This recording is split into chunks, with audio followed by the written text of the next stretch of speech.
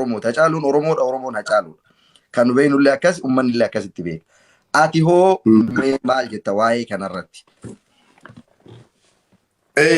Dhugaa sa'uuf jennaani wanti kuni of course baay'ee sensitiiviidha. Sensitivii jechuun immoo maanni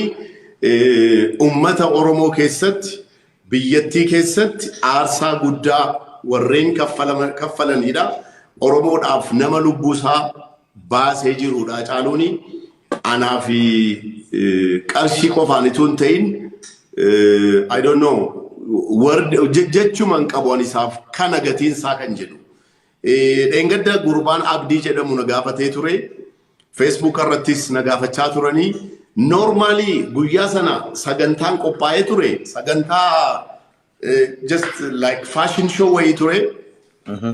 An sagantaa biraarran ture. Ittiin qophoofne caalbaasiin injiraatus se jedhu waan hin beeku. Just as a guest no request ተደረኩትና ጋቨሪ ሞ ሪኩዌስት ተሄዱ ፈጀዱ ከነከሰት ለፍትና ከነሜን አንታይ ከነግዱት ሱራን አጫሉ ፈጀቹ ሱራን አጫሉ አነ ቆፋ ቢቱን ተይኒ ኡመተ ኦሮሞቲፊ ፈረንካዳን ዋንት ልማማሙት አኒ ረቢን ኳናፍ ሸሂዳ አካ እስላማት እስልምና ዳፈንዱዋ አኪራ ጎቲ ፈንዱዋ ጂሃዲ ረቲንዱዋ አጫሉን ሀዴቢው ዱኢ ፊን አንጀናን ወላሂ ረቢን ኮ ሻሂዳ አንዱኤ ኢሰደልሱን በርባዳ ኢቱና ተይ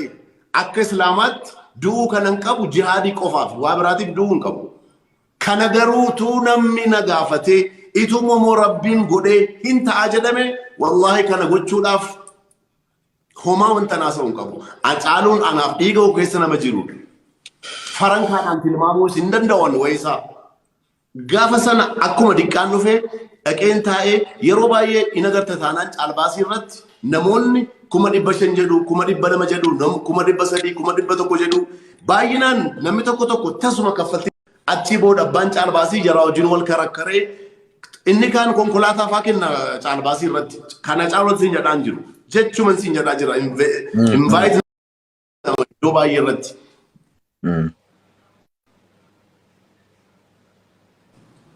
sorry guyyaa sana garuu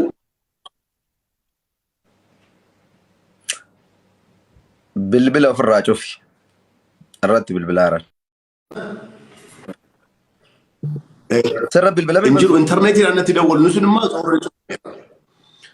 kanaaf jennaan gaafa sana an qophaa'ee sinnannee kun jira jechuus quban qabu kana gidduutti caalbaasiin isaa dhufee gaafa dhufee jedhu immoo namni hundiyyuu namoonni muraasa kanatti turani biizinasa nama hojjetanu nama mootummaati kan turani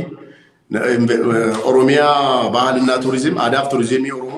እንደገና ቢዝነስ ወሮጅተን ወረ nama muraasa ture kana gidduutti hundiyyuu gaafa cal jedhee jedhu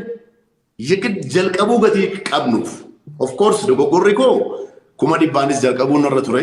ookiin 50 jalqabuun irra ture ookiin miiliyeenaan jalqabuun irra ture anaaf garuu Hacaaluun horiidhaan nama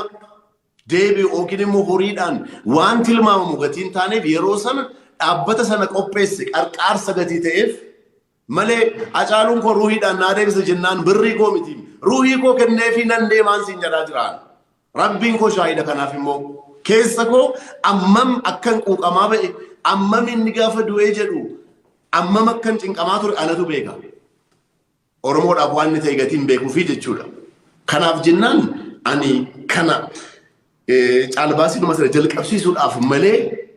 kana yaadees miti deebi'ee moo dubbiin kun akkana ta'a jedhees miti egaa wanta akkanaa immoo gaafa dhufee jedhu akka balleessaatti naa ilaalamee jennaan I'm so sorry matsaafa keenyaan yaa'u mambarka qaayichaan dhiifama guddaa naa godhaa jedheen sin gaafadha mambarka kaallafeenyi mambarka warran ga'inne maal akka ta'e beektaa ila dhimmi Hacaaluu dhugama dubbatuudhaaf dhimma kenna hundaadha.